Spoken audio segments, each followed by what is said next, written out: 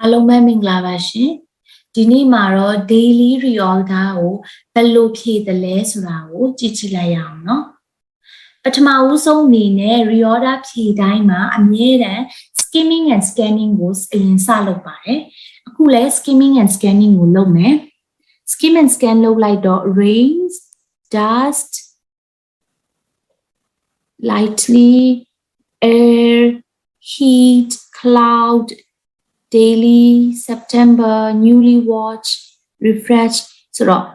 ဒီမှာ skim and scan လုပ်လိုက်တော့တော်တော်များများဒီ weather နဲ့ပတ်သက်တဲ့စကားလုံးလေးတွေကိုတွေ့ရတယ်ဒါကြောင့်မို့လို့ဒီစာပိုက်ဒီ weather ကိုပြောထားတဲ့ဒီနေ့ daily လဲပါတာဖြစ်တဲ့အတွက်ကြောင့်မို့လို့ daily မှာ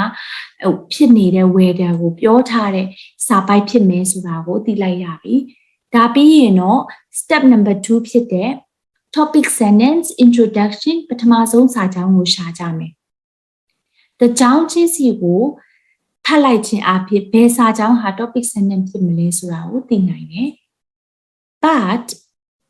တေချာတဲ့ but နဲ့စာရင်ဒါဒီ topic sentence မဟုတ်တော့ဘူး။ as a result ဆိုရင်လေဒါဒီ introduction စာကြောင်းမဖြစ်နိုင်ဘူး။ဘာလို့လဲဆိုတော့ तू ကအရှိမတစ်ခုခုအကြောင်းအရာကိုရေးထားမယ်သူ့ရဲ့ result ကတော့ဆိုပြီးမှပြန်ပြောတာဖြစ်တဲ့အတွက်ကြောင့်မို့သူဒီ topic sentence မဟုတ်နိုင်ဘူး nevertheless နဲ့စရဲဆိုရင်လည်း topic sentence မဖြစ်နိုင်တော့ဘူးဆိုတော့ဒီတစ်ကြောင်းပဲကြံတယ်ဒီတစ်ကြောင်းပဲ topic sentence ဖြစ်လောက်တယ်ဒါပေမဲ့လည်းဖတ်ကြည့်မယ် normally in daily September is a month of almost equatorial fertility and the land seem refreshed and newly watchedဟုတ်ပြီဆိုတော့သူ့ topic sentence အနေနဲ့ယူလိုက်မယ်တကယ်တမ်းတော့ daily မှာပုံမှန်အားဖြင့်ဆိုရင် September အဲ့တော့ဒီမှာပေါ့နော် refresh ဖြစ်ပြီးမှဒီ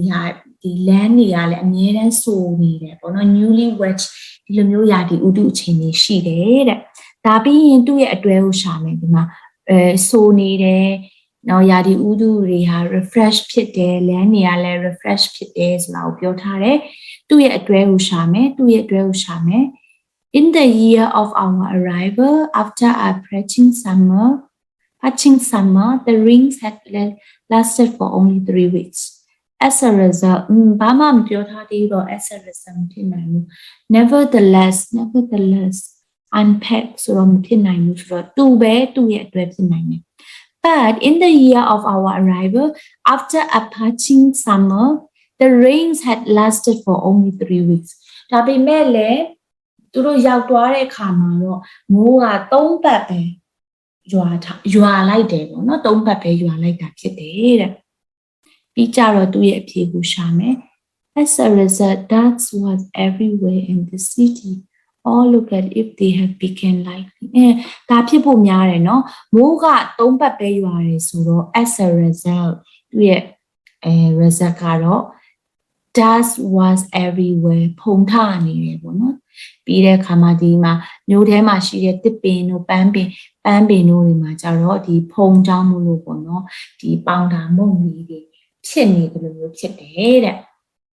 Nevertheless the air was still sticky with damp heat and it was in a cloud of perspiration that we began to unpack ဒါပေမဲ့လည်းဘယ်လိုပဲပြော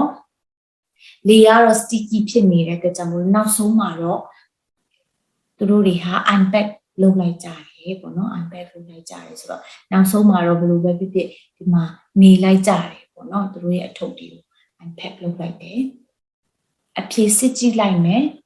okay အဖြေကတော့အားလုံးမှန်သွားပါတယ်ဆိုတော့ဘယ်လိုမျိုးဒီ reorder ကိုဖြည့်ရှင်းထားတယ်လဲဆိုတာကိုနားထောင်ကြည့်လိုက်တဲ့အခါမှာနားလည်မယ်လို့မြင်နေပါတယ်အားလုံးလဲ reorder question တွေကိုမြန်ဆန်နဲ့လွယ်ကူကူနဲ့ဖြေရှင်းနိုင်ကြပါစေ